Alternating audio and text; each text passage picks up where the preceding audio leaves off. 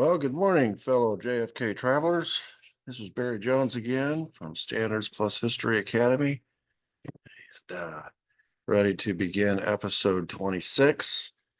Yesterday in episode 25, we learned how the FBI gets around problems with the doppelgangers, because though it was professionals who were organizing these doppelgangers, they were sloppy. And we learned yesterday that November 20th, they got too many doppelgangers doing too many things, being seen by too many people, uh, all at the same time. All at the same time while the real Lee Harvey Oswald was at work. And so the story of Wayne January became a problem. So they backdated it 4 months, kind of like they did with the time of death with J.D. Tippit. When it became a problem with the timeline, they moved it back 9 minutes to give Oswald more time to get to the murder scene. And then we learned with Ralph Yates, they just discredited him. So they changed the story with Wayne January. They changed the dates. Then with Ralph Yates, they just discredited his story because they couldn't have another curtain rod story. And they had to discredit one of them because the other one is so valuable. It proved or showed how Oswald got the murder weapon into his workplace. And so they put him in a psych ward and literally killed him with drugs and all the treatments. I use that word loosely. So, and he's only 39 years old when he died. So wrong place, wrong time. He did all the right things. He went to the FBI, said, hey, this is what I saw. This is what I witnessed. I picked this hitchhiker up, and they destroyed him for it because his story didn't fit the cover story. So pretty amazing stuff. This is episode 5 of the Doppelganger series. And we're going to be looking at the Texas Theater because there's some hanky-panky here with this, what's going on in the Texas Theater. And that's our focus today. The question today is how to account for the differing accounts from the Texas Theater witnesses. When I teach this to my students, I present both stories from the witnesses. And of course, they don't line up, and my students are scratching their head like, well, how do we know which is which? How do we know which is the right Oswald and which is the wrong? And it gets really confusing. But that was the point. It had 2 points, really. One was to steer people away, and one was to steer people towards. I've always wondered about, when Johnny Brewer from the shoe store next door made that phone call to police and said, hey, somebody just sneaked into the Texas Theater without paying. And, the whole city of Dallas is in this manhunt mode looking for the assassin of the president and the cop killer. And yet almost all of Dallas police shows up at the Texas Theater on a hunch that this is their guy. You'd think, okay, a guy who figuratively steals a theater ticket, it's not going to rank that high on the to-do list of the Dallas police, especially when they're in the midst of a manhunt for somebody who just killed the president and killed a cop. And yet, boy, they had some amazing intuition to know that this was their guy. And turns out it wasn't intuition at all. They were being led there. Breadcrumbs were being laid out. So they knew this is where they needed to be. So let's talk about this story. And it sort of begins, make my face a little smaller here. Oops.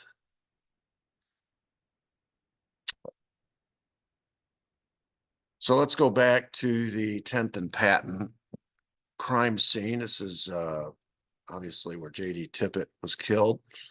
And we've already learned that Dallas police and the Warren Commission set as the time of death for J.D. Tippit to be 1:15 p.m. in Oak Cliff. Now, remember, all the witnesses said he was shot at 1:05. Okay, so he died somewhere between 105 and 106. That was the accepted time until it became apparent that there were witnesses who saw Oswald outside his rooming house at 105, standing there waiting for a bus. That only gives them 1 minute to walk a mile or run a mile. I don't know anybody can run a mile in a minute. It's impossible. There was no taxi, there was no bus, there was no train. You had to get there on foot in 1 minute. That's impossible. So they bumped it out to 115 to give him 9 minutes, which is possible. So there's already a problem there. Okay. As far as the general description, it was radioed in by Officer Tippit before he got out of his car to talk to the driver. It was similar to the one being broadcast over the radio as the shooter of JFK. Okay, so he's radioing in to dispatch. He's saying, I'm going to stop a guy who's walking through Oak Cliff. He's suspicious. I want to talk to him. He fits the general description of the guy we're looking for. So then, according to the Warren Commission, they interviewed 12 witnesses. And remember, I showed you a picture of, there were a lot of witnesses there. Not all of them actually saw what happened, but they were all there shortly thereafter. But evidently 12 witnesses said they saw Tippit's shooter. 6 of them, half of them, identified the shooter as Oswald when they were presented with a police lineup. 3 identified the shooter as Oswald from the photograph that they had. 2 said the shooter resembled Oswald. 1 said he was too far away to make a positive ID. So the overwhelming majority, 6 plus 3 plus 2, 11 of the 12 either said it was Oswald from the police lineup or a photograph, or just looking at it, it resembles Oswald, at least as I have come to know him. So that's pretty overwhelming, if you're asking me. All right. Ted Calloway was one of these witnesses, and he is photographed here standing in the place where he observed Oswald. So these are people close enough to at least be able to look at a face and say yes or no. So I'm going to start off with that. Johnny Calvin Brewer, pictured, if I move my face around a little bit here. Manager of a shoe store called Hardy's Shoe Store, pictured here on the top right, said that he witnessed a man who looked like Oswald. And by this time, it's 1:45. Okay. The shooting happened at 12:30. So it's been an hour and 15 minutes. So I told you they already had Oswald's name 14 minutes after the shooting. So the APB has gone out. The drawing or the face has gone out. People are looking for this for Lee Harvey Oswald, and they have an image to go by. They have a general description to go by. The police at 1:15 said that it's got to be him because they said they found a wallet with 2 IDs, and one of them was Oswald. So the whole city is looking for Lee Harvey Oswald, is my point. And so Johnny Calvin Brewer said he witnessed a fleeing Oswald on foot enter the Texas Theater without paying for a ticket. So you can see the Texas Theater here. It's like 2 or 3 stores down, Hardy's Shoe Store. So evidently this guy Oswald runs by his shoe store, and Hardy just happens to be looking out, and he sees him. So he follows him out. I guess he recognized him and said, hey, I think that's the guy. So he walks out onto the street, and he watches Oswald duck into the theater without paying. And so he goes to Julia Postal, the ticket seller at Texas Theater, and they call the police. And you see Julia Postal there pictured at her workstation. Anyway, they call the police, and they both tell police that they saw this guy Oswald enter the Texas Theater at 1:45. Okay, so I'm just giving some details here, and that interestingly, we have a counter narrative happening almost simultaneously. According to Warren Butch Burroughs, who works the concession stand, he was working the concession stand that day, he said Oswald entered the theater between 1 and 1:07. So in other words,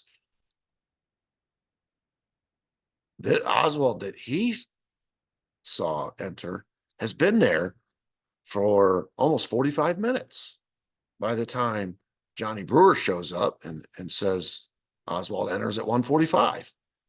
So according to Burroughs, there's already an Oswald at the theater. And he said, hey, not only did I see him come in, but at 1:15, he bought popcorn from me. And of course, he's working the concession stand, so he would know. This is Butch Burroughs here pictured. And there were others. It wasn't just Butch Burroughs. Several people who were waiting for the movies to begin said they also witnessed Oswald during this time. Jack Davis, for example, he said Oswald came in and sat right next to me, which, you know, even in a crowded theater, I don't know about you, I don't like sitting right next to somebody I don't know. I usually try to find a seat where I can leave a blank seat between us. And that's on a Friday night when it's packed. This is 1:15 on a Friday afternoon. This is matinee time. There ain't nobody in there, okay? But he goes in and sits right next to Jack Davis, and Jack Davis was uncomfortable. It's like, I thought I had some room to spread out. Here comes this guy, Oswald, sits right next to me.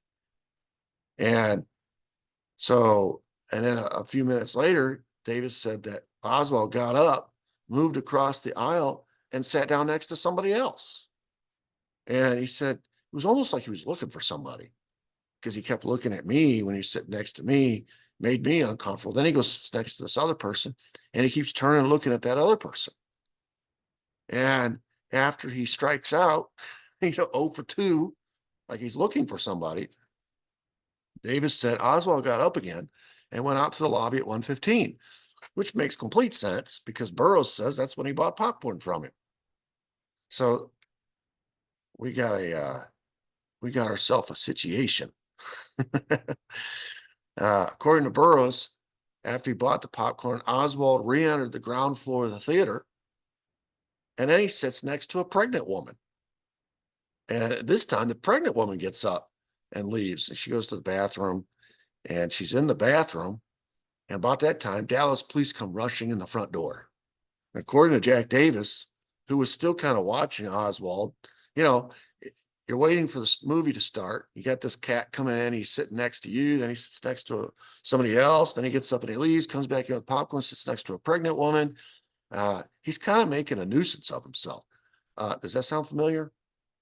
He's making a nuisance of himself. He's making a scene. He's drawing attention to himself. That should sound familiar. It fits a pattern. Anyway, he's watching this guy. And he said it was at least 20 minutes after Oswald returned from the lobby and with his popcorn, the house lights came on. That's when the police rushed in. So, all right, now we got, Dallas's finest looking for him in the theater. And let me see if I can move my face again. I apologize. All right.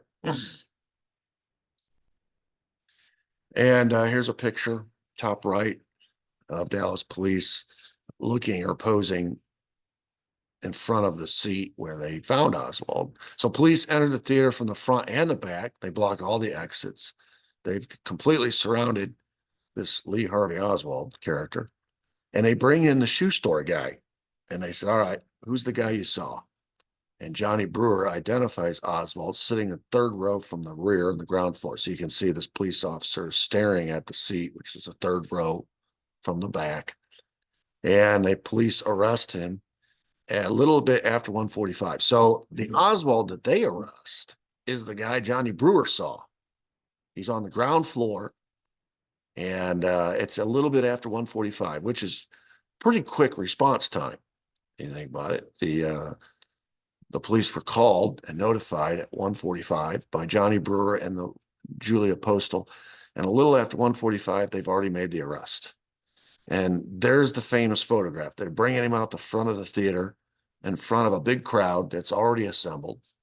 Word has spread. They got the guy. He's in the Texas Theater. They're bringing him out. And it's kind of like Jesus Christ being led to the crucifixion, right? The crowd is there, the mob screaming at him, probably throwing things, hurling epitaphs at him, I'm sure. Quite a scene. And that's that. Only it's not that, because Butch Burroughs says that after he watched the Oswald get arrested and taken out the front, things are kind of calming down. The police cars have left. The crowd is starting to dissipate a little bit. 3 or 4 minutes later, Dallas police also arrests an Oswald who was sitting in the balcony. So they waited. They make the big arrest. They take him out with a lot of fanfare, all the ballyhoo. Everyone's there, pictures. 3 or 4 minutes goes by, it starts to quiet down, and they arrest a guy in the balcony who looks just like the guy they just took out the front. And Burroughs said the second man looked almost like Oswald, like he was his brother or something. And so the Warren Commission asked Burroughs, did you see both men? Could you make a comparison? He goes, yes, I could see both of them. They looked alike. According to Burroughs, the second Oswald was arrested, handcuffed, and taken by police out the back of the theater, quietly. So the guy that they arrested is the guy who was on the ground floor. He's the guy who was drawing attention to himself. He's the guy that came in, sat next to Jack Smith, moved to another seat, sat next to somebody else, went out, bought popcorn, came back, sat next to a pregnant woman. He's the guy drawing attention to himself. That's the guy they arrested. He was always on the ground floor. There was a second Oswald sitting up top in the balcony. So the question is, which one is the right one? And why are there two? Why was there two arrests? Bernie J. Haire, who was owner of Bernie's Hobby House, 2 doors down east of the Texas Theater, obviously sees all the commotion, goes outside to see. The crowd was so thick, it made it impossible for him to see or get close enough to see what was happening. So he went back into his store and exited through the back into the alleyway. So he couldn't get past the crush that was in front of his door. Said, I'll go out the back and come around the backside. When he got to the rear door of the Texas Theater, this was several minutes after the guy was taken out the front, he witnesses Dallas police bringing a young white man out in handcuffs. And he just assumes, because they put him in the car and they drove away, he just assumes he just witnessed JFK's assassin, Lee Harvey Oswald, being arrested and taken out the back of the theater. Looked just like the guy on TV. He was confused later when he learned that the real Lee Harvey Oswald had been taken out the front of the theater early, a few minutes earlier. She's like, what did I see? And so this leads to some very obvious questions. If Lee Harvey Oswald shot up, the first obvious question is, if Lee Harvey Oswald shot Officer Tippit at 1:15, who was the Oswald that Butch Burroughs said entered the Texas Theater between 1 and 1:07? Okay, that's a problem. Another question, if Oswald shot Officer Tippit at 1:15, who was the Oswald Butch Burroughs was selling popcorn at the Texas Theater at 1:15? If you really want to be picky, according to all the witnesses, Oswald or whoever shot Tippit at 1:06. So that even makes it worse. If it happened at 1:06, then how could he be at the Texas Theater and the murder scene at the same time? How could he be buying popcorn 9 minutes later? 9 minutes later. Anyway, question 3: if Lee Harvey Oswald entered the theater between 1 and 1:07, according to Burroughs and various moviegoers, who was the Oswald that entered at 1:45, according to Johnny Brewer and Julia Postal? Another question, if Lee Harvey Oswald was arrested and escorted out the front, who was the Oswald that was escorted out the back? And similarly, if Lee Harvey Oswald is sitting on the ground floor, who's the Oswald sitting in the balcony? I mean, the Dallas police arrested 2 men. And you'll see in a minute that that is corroborated by the Dallas police itself here in a minute. They arrested 2 men that morning or that day. Not one, 2. They took one out the front, one out the back. The one on the front, the one they took out the front, is the Lee Harvey Oswald we've all come to know. He's the one they took to Dallas Police Headquarters. He's the one Jack Ruby killed 2 days later. Okay, he's the real Lee Harvey Oswald. So who's the fake one? And why have a fake one? And why arrest him? According to Dallas Police homicide report on Officer J.D. Tippit, they said that the suspect of the cop killing was later arrested in the balcony of the Texas Theater. Detective Stringfellow, in his report to Captain Ganaway, said Lee Harvey Oswald was arrested in the balcony of the Texas Theater. Okay, this is what they put in their reports. So they're saying that the real Lee Harvey Oswald was the fake one. And they're putting in their reports that they arrested him in the balcony, even though all the witnesses said the one they took out the front was on the ground floor. The one on the ground floor came in 1:45 and was quickly identified and arrested. The one on the balcony was evidently the one who got there early, hidden himself way up in the balcony to be arrested later and taken out the back. That is, unless, and this is what I think, the one who showed up late was the one who was drawing all the attention to himself, intending to draw police to the Texas Theater. And when he slipped out to go buy popcorn, he slipped upstairs and the other one slipped downstairs, returned, and the real one was downstairs and the fake one was upstairs, which is why they took the fake one out the back and the real one out the front. Regardless of how it happened, there's 2 Oswalds at the Texas Theater. One is acting strange, drawing attention to himself, and that is the cause of the reason why so many police showed up there. They knew they had their man, and so they showed up there in all their force to arrest him. They took him out the front, and we got the famous photograph to prove it. And the other guy, the fake guy, they quietly took out the back.